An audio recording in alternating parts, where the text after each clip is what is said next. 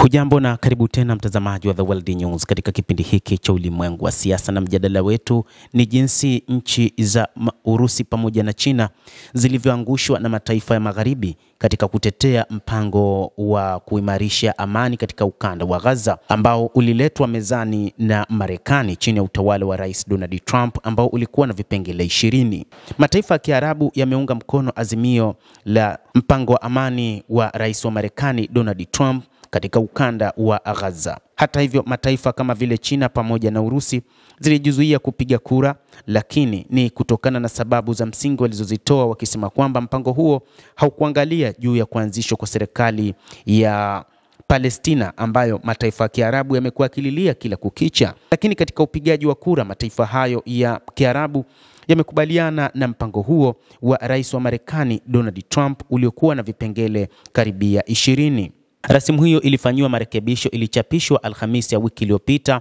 ambapo siku ya Jumatatu iliingia katika upigaji wa kura. Hata hivyo, rasimu hiyo ilisisitiza juu ya kuundwa kwa tume ya amani ya muda kwa ajili ya kusimamia masuala ya ukanda wa Gaza, na inatazamiwa kuwa na jukumu la kusimamia kikosi cha askari wa jeshi wa kulinda amani na suala la upokonyaji wa silaha kikamilifu katika ukanda wa Gaza, lakini kutoa mafunzo kwa jeshi la polisi la Palestina na kusimamia mipaka kati ya Misri na utawala wa Israel na kuwezesha misaada ya kibinadamu.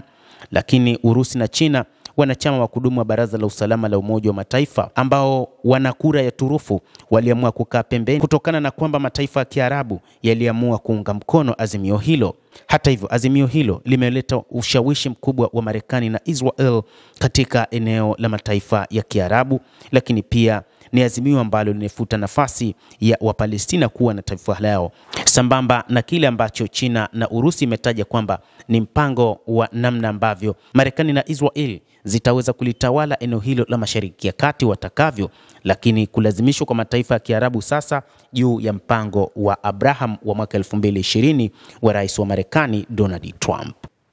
Hata hivyo, kumekuwa na lugha mpya kuhusu eneo la Palestina na kuzua mvutano mkubwa. Marekani ilikubali kuongeza lugha yenye nguvu kuhusu haki wa Palestina kujitawala, ikisema kuwa baada ya mageuzi ya mamlaka ya Palestina na maendeleo ya ujenzi mpya katika ukanda wa Gaza, masharti yanaweza kuwepo kwa njia ya kuaminika kuelekea kujitawala na kuundwa kwa taifa la Palestina, lakini haikuelezwa ni lini hayo yatafanyika.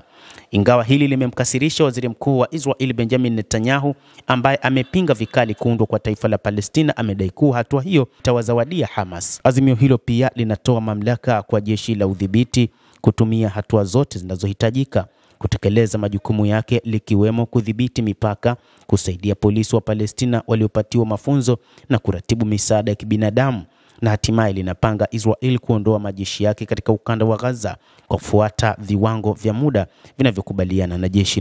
la uthabiti na wadhamini na usitishaji wa mapigano. Hata hivyo, kumekuwa na makosa ya kiserikali kwa Israel baada ya Oktoba 7. Serikali ya Israel imekubali kuanzisha uchunguzi kuhusu makosa yaliyosababisha shambulizi la Hamas la Oktoba 7 mwaka 2023 lililoanzisha vita vya Gaza, na hata hivyo kuna maswali kuhusu uhuru wa uchunguzi huo, kwani Netanyahu atasimamia uteuzi wa wajumbe na kamati ya serikali yenye mamlaka madogo, na upinzani wa mashirika ya kiraia yamekosoa hatua hiyo, wakisema ni tume ya kujichunguza yenyewe. Katika shambulio la Oktoba 7, wapiganaji wa Hamas waliua takribani watu 1200 na kuwateka zaidi ya watu 250. Tangu wakati huo, karibu wanajeshi 500 wa Israel wameuawa, huku maafisa wa afya wa Kipalestina wakisema zaidi ya Wapalestina 69,000 wameuawa katika mashambulizi ya Israel dhidi ya Hamas. Hii ndio sababu ambayo China na Urusi zimeamua kukaa pembeni dhidi ya azimio la Marekani